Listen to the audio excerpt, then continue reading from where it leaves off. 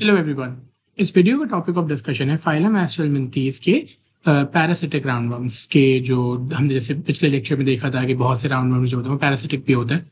तो अब हम उन पैरासिटिक राउंडवर्म्स को देखेंगे और उन वो जो डिजीजेस कॉज करते हैं, कंडीशंस कॉज करते हैं, उनको देखेंगे। सबसे पहले हमारे पास आता है स्कैरस ल्यूम्ब्रिकोइड, जो कि ह्यूमन इंटेस्टिनल राउंडवर्म भी कहलाता है। ये ह्यूमन्स की इंटेस्टिन्स के अंदर रहता है। दूसरा हमारे पास आता है वुचेरेरिया। वुचेरेरिया बेसिकली एक थ्रेड लाइक वर्म होता है, या तो इसको हम अक्सर थ्रेड वर्म भी कह रहे होते हैं, जो कि एनिमल्स के अंदर, सिर्फ ह्यूमंस में ही नहीं बल्कि दीगर एनिमल्स के अंदर ब्लड सकिंग इंसेक्ट्स के जरिए ट्रांसमिट हो, जैसे कि मॉस्किटोज होते हैं तो उनके जरिए ट्रांसमिट होता है डिफरेंट एनिमल्स के अंदर। ये जो थ्रेड वर्म होता है या जो वुचेरेरिया होता है, ये करता ये है कि एनिमल्स की लिम्फेटिक वेजल्स को जाके वहाँ पे इनहेबिट हो जाता है, वहाँ पे रहने लग जाता है।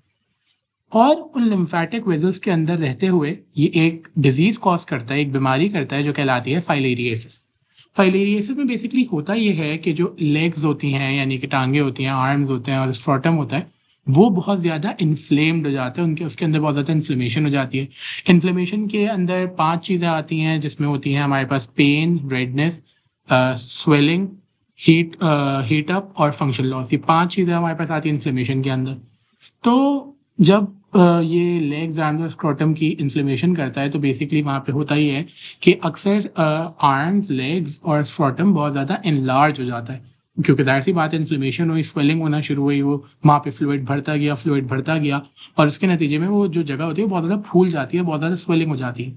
ये कंडीशन हमारे पास कहलाती है एलिफेंटिएसिस। क्योंकि बेसिकली होता ये है कि जब इस तरह से इन्फ्लेमेशन करता है तो जो लेग होती है, फॉर इंस्टेंस जो लेग होती है वो बहुत वो ग्रेश टाइप की हो जाती है और वो बहुत ज़्यादा स्वेल हो जाती है। तो ऐसा लग रहा होता है कि उसको हम रेफर करते हैं कि ये एलिफेंट की लेग जैसी लग रही है, इसीलिए कंडीशन कहलाती है एलिफेंटिएसिस। तीसरा हमारे पास पैरासिटिक राउंडवर्म है जिसका नाम है एंटेरोबियस वर्मिकुलरिस। ये कॉमनली हमारे पास पिनवर्म कहलाता है और एक जीनस रेप्टाइटिस के अंदर ये बिलोंग करता है। जीनस क्या होता है? सिंपली वो जो हमने टेक्सोनॉमी के डिफरेंट रूल्स पढ़े हैं कि हम किस तरह से डिफरेंट ऑर्गेनिज्म को क्लासिफाई करते हैं, तो उनमें एक हमारे पास ग्रुप आता था या क्लासिफिकेशन का एक यूनिट आता था जो कहलाता था जीनस। अच्छा, ये जो एंटेरोबियस वर्मिकुलरिस है, ये सीकम, कोलन और अपेंडिक्स का पैरासाइट होता है ह्यूमंस के अंदर। ये करता क्या है कि एक तो ये बहुत ज़्यादा एनल इचिंग करता है, यानी एनस के अराउंड बहुत ज़्यादा इचिंग करता है, और साथ ही साथ जो ऊपर ऑर्गन्स मेंशन्ड है, यानी कि सीकम, कोलन और अपेंडिक्स, उन ऑर्गन्स के अंदर ये बहुत ज़्यादा इन्फ्लेमेशन करता है। इस वजह से कभी कभार इंसोम्निया हो जाता है, एक तो नींद नहीं आती और दूसरा एपेटाइट भी लूज हो जाती है इन्फ्लेमेशन की वजह से। उसके बाद हमारे पास जो चौथा पैरासिटिक राउंडवर्म आता है वो कहलाता है एंसाइलोस्टोमा ड्यूडेनाल। ये कॉमनली हमारे पास हुकवर्म कहलाता है। ये भी एक इंटेस्टिनल पैरासाइट होता है ह्यूमंस का। ये करता ये है कि जाके इंटेस्टिन्स के अंदर इनहैबिट होता है, यानी वह रहने लगता है, और जो हमारे इंटेस्टिन्स की विलाय होती हैं उनके ऊपर ये एक तरीके से हुक हो जाता है। करता ये है कि जैसे हमें पता है जो विलाय होते हैं, विलाय के अराउंड बहुत सारी ब्लड कैपिलरीज मौजूद होती हैं, तो ये उन ब्लड कैपिलरीज के जरिए ब्लड और बॉडी के जो डिफरेंट फ्लूइड्स होते हैं उनको सक करने लगता है ताकि उसको वहाँ से न्यूट्रिशन मिल सके। साथ ही साथ ये करता ये है कि जिस वक्त ये न्यूट्रिशन हासिल कर रहा होता है, जिस वक्त वो उस ब्लड के ऊपर फीड कर रहा होता है, उस वक्त ये एक एंटी कोआगुलेंट सब्सटेंस बनाता है।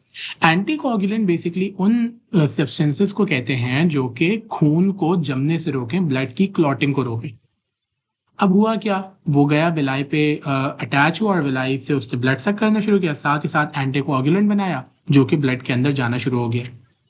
इससे होगा ये कि जब ये एंसाइलोस्टोमा डुओडेनाल अपनी न्यूट्रिशन हासिल करने, अपनी फीडिंग को ख़त्म करके वहाँ से निकल जाएगा, अब वहाँ पे वूंड तो मौजूद है जिस पे ये सक कर रहा था, लेकिन क्योंकि ब्लड के अंदर इसने एंटी कोगुलेंट बना के रिलीज कर दिया है, इस वजह से यूजुअली ये होता कि वहाँ पे क्लॉट बन जाता, पर इस एंटी कोगुलेंट की वजह से वहाँ पे क्लॉटिंग नहीं हो पाएगी और एक्सेसिव ब्लीडिंग होती रहेगी। ये जो वूंड है वो ब्लीड होता रहेगा, उसकी ब्लीडिंग रुकेगी नहीं। वजह एंटीकोगुलेंट मौजूद होगी, आ गया है ब्लड के अंदर। इसकी वजह से होता क्या है, इसकी कॉम्प्लिकेशंस क्या होती हैं कि अक्सर एक तो अनीमिया हो जाता है, यानी कि खून की कमी हो जाती है खास करके बच्चों में, और फिजिकल और मेंटल रिटार्डेशन भी इस वजह से हमारे पास हो जाती है, एक्सेसिव ब्लड लॉस की वजह से। तो यहाँ पे हमारा जो डिस्कशन थी पैरासिटिक राउंडवर्म से रिलेटेड वो खत्म होती है। अब आइए इससे रिलेटेड एक क्वेश्चन को सॉल्व करते हैं। हमें यहाँ पे कंडीशन दी है कि a man have the following symptoms during filariasis. Filariasis से हमें पता चल गया कि ये कौन करवाएगा। फिर भी हम आगे का पढ़ते हैं। Excessive inflammation of legs, inflammation of arms and scrotum, which organism causes this disease. हमने अभी पढ़ा कि वुचेरेरिया जो कि थ्रेड वर्म कहलाता है वो फाइलेरियासिस करते हैं और वही एलिफेंटियासिस करते हैं जिसके ये सिम्टम मौजूद हैं। तो इसका आंसर देना चाहिए वुचेरेरिया। आइए देखते हैं ये सही जवाब है या नहीं। और ये इसका सही जवाब है। Thank you.